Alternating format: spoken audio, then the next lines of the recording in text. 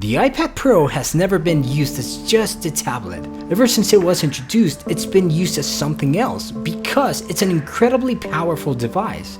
But something was missing until this happened. This is the iPad Magic Keyboard, and this is the accessory that brought the iPad much closer to being an actual laptop replacement. But the question is it actually good?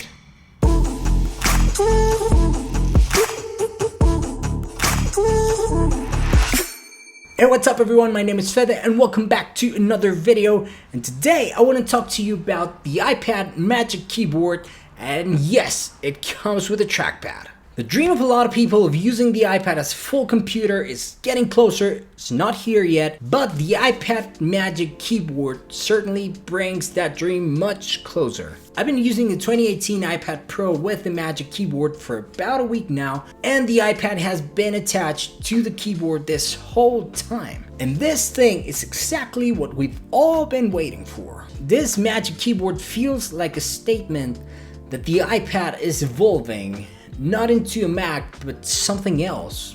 A hybrid, maybe. And this Magic Keyboard is exactly what it should be. It's a really well-made keyboard case that also has a trackpad, and it lets you use the iPad as kind of a laptop. It does exactly what it was designed to do, and it does it really well. So let's start with keyboard.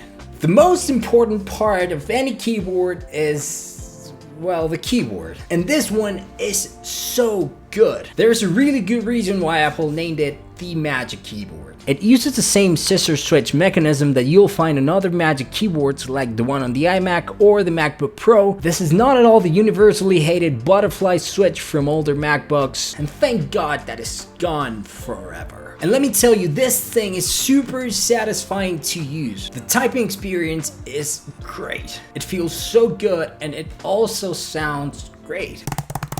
Apple finally realized that it's better to make a product that actually works instead of one that is incredibly thin. But one thing that is missing from the Magic Keyboard, and I really do miss it a lot, is the function row. I understand that Apple had to make this keyboard case as portable as possible, and it had to make a few sacrifices, but oh my god, I still have not gotten used to the fact that there's many steps involved if I want to adjust the keyboard brightness or the screen brightness, and that is an issue that would have been very easily avoided by a function row. Something that really surprised me is the fact that Apple managed to keep a full-size keyboard on the 11-inch version of the Magic Keyboard.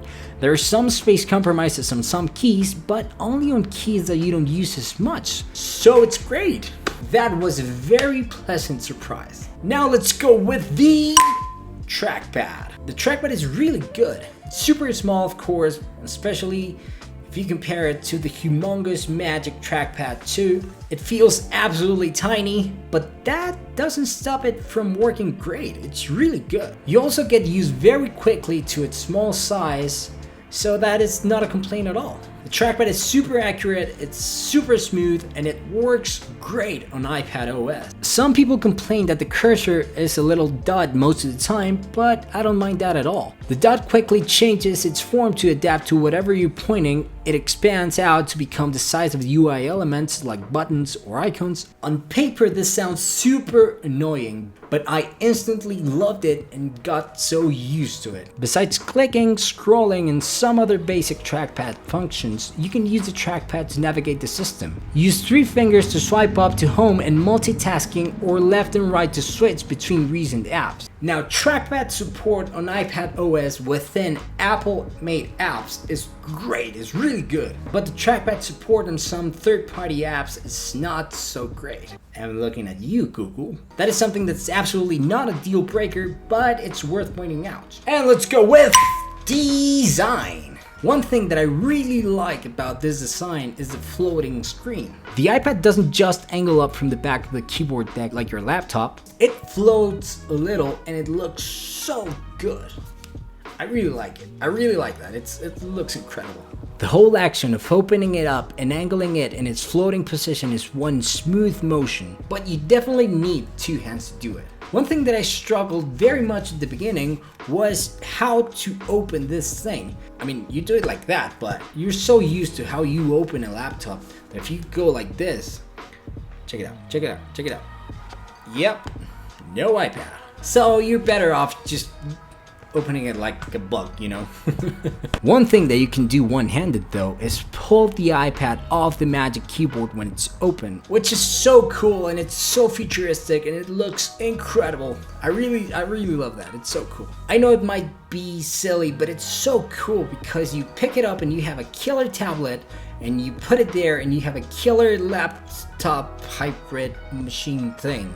You can tilt the screen from 90 to 130 degrees, which sounds okay, but in practice, 130 degrees is not enough. It can feel a little limited and sometimes uncomfortable. There is a USB-C port on the side, but it's only for charging, not data transfer. That means if you plan to use an external display or a USB-C hub, you are still stuck with the USB-C port on the bottom of the iPad or this side or whatever. But honestly, it's much nicer to have a cable back and out of the way if you're just charging. And as incredible as this Magic Keyboard is, it's still not perfect. It has some not so great stuff too. The Magic Keyboard is heavy. So heavy that the 12.9-inch version of the iPad with the Magic Keyboard is heavier than the 13-inch MacBook Air, and it weighs as much as the 13-inch MacBook Pro. The Magic Trackpad is also fairly thick, which in some cases is great and in some cases not so great. So let's get to price.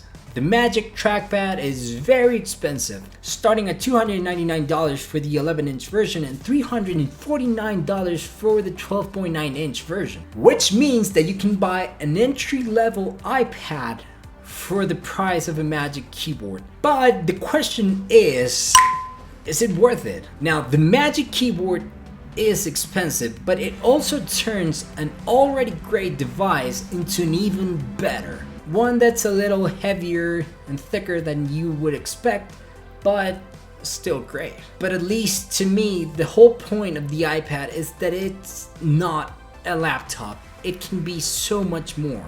This keyboard is not gonna make your iPad a laptop, but it's gonna make your iPad a much better iPad. With the Magic Keyboard, of course, you can use your iPad as a laptop if that's what you want, and it certainly is a huge upgrade for what was available before. Now, something that I really like about the Magic Keyboard is that it is gonna make you use your iPad in an entirely different way. I love that. And on that note, it's time for me to go. I really hope you guys enjoyed this video. Make sure to smash the like button. And if you subscribe, I would be so very thankful. I hope you guys are doing great, and I'll see you on the next one.